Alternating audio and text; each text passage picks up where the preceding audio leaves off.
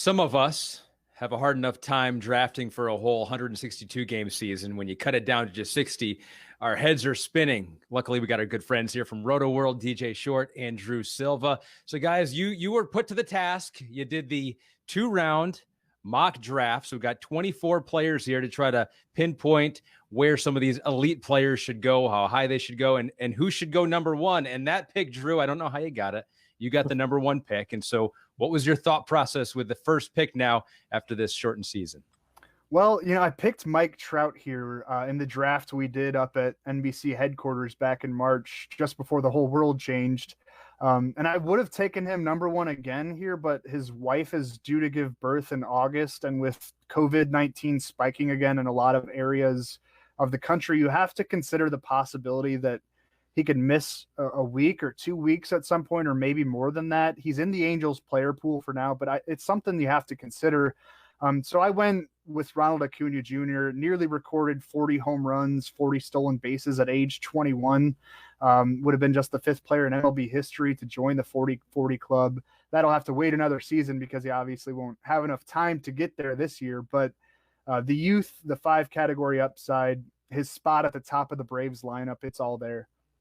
So yeah, now DJ, you went with Christian Yelich. I want to hit a couple of things here because you went with Christian Yelich ahead of Trout too, maybe for the same reasons we're about to find out, but then also went with the first pitcher in Garrett Cole. So talk about those two there.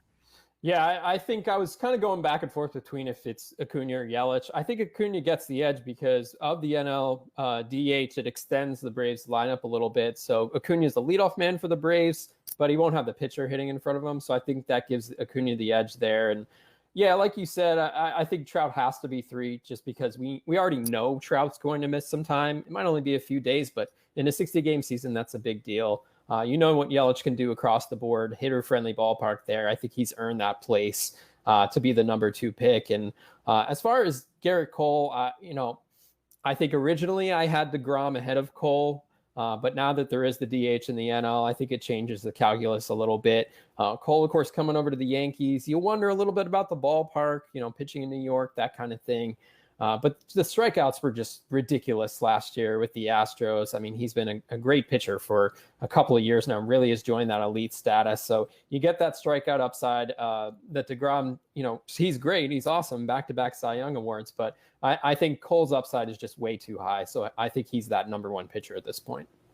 So what'd you think, Drew? Were you happy that DeGrom fell to you then? Because you nabbed him with that 7th pick. Yeah, I might have waited a few picks to grab a starting pitcher if DJ hadn't taken Cole right there at 6th overall, because you're going to get like 12 starts from these guys. Even the aces in the first few outings will probably be 3 to 4 innings, 4 to 5 innings until they're fully built up. But everybody in your fantasy league is going to be dealing with that problem, dealing with the same issues with their pitchers. Aces are still aces, and you still want to build a pitching staff that is compiled of the best arms you can find. And DeGrom, 2.05 ERA over his last 421 innings, like DJ said, back-to-back NL Cy Young awards. He does have to face the DH now and the AL East.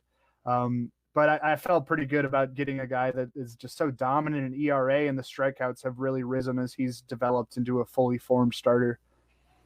So DJ, your final pick of the first round was Juan Soto. You had the first pick of the second round, taking Max Scherzer. So you were loading up on pitchers. Drew was right to be worried that you'd take DeGrom there with your next pick. Yeah, and I actually took Verlander with my next pick after Scherzer. So I got 3 out of the 4 elite arms. We're not going to battle with these teams, we should say, but we're kind of just projecting how these 2 rounds could go. And I think after these top 4 starting pitchers, Cole, DeGrom, Scherzer, Verlander, there's a drop-off.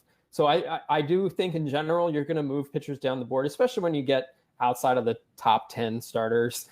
You're going to want to have the safer investments of the hitters. But I still think these top 4 starting pitchers are going to go really early. 16th pick overall, Drew, you went with Jose Ramirez. If he starts out his first 60 games like he did the first 60 games of last year, that's a whole season and not very good for Jose Ramirez. Yeah, but his final 60 games were pretty good. True. That's true. But yeah, he was pretty awful in the first half last season, but turned it around big time down the stretch until he fractured his hamate bone in late August. But still finished with 23 home runs, 24 stolen bases. He had 39 homers and 34 steals in 2018. He's 27 years old right now, right in his prime. I think he can put on a show over 60 games or be terrible over 60 games. Yeah. But I wish that Ramirez were falling to like the third or fourth round after the weaker numbers he put up last year. But that's probably not going to be the way it goes, because everybody knows that he was almost a 40-40 guy, 2 years ago. Right. What about the 19th overall pick here, DJ? Bryce Harper. It seems like such a tough guy to rank and pick and pull the trigger on. Yeah, I think we all think back to that one amazing season that he had. And, if you're thinking of 60 games, he's capable of putting up, Mike Trout type numbers, number one overall type numbers over a certain stretch of time. So, maybe you'll get lucky enough to find that player this year. But even if that's not the case, I think a lot of people criticized him for his first year with the Phillies, but he was still plenty good. He had a great second half. He's a solid bet for, I think you project maybe 20 homers in this 60-game schedule. So you can bank on that power hitter-friendly ballpark, take your chances on more. But I think the baseline is pretty good too. So a mock draft right there. We're not going to hold your feet to the fire. We'll wait for the real draft, and then we'll do that to DJ Short and Drew Silva, my friends from Rotoworld. Thanks, guys.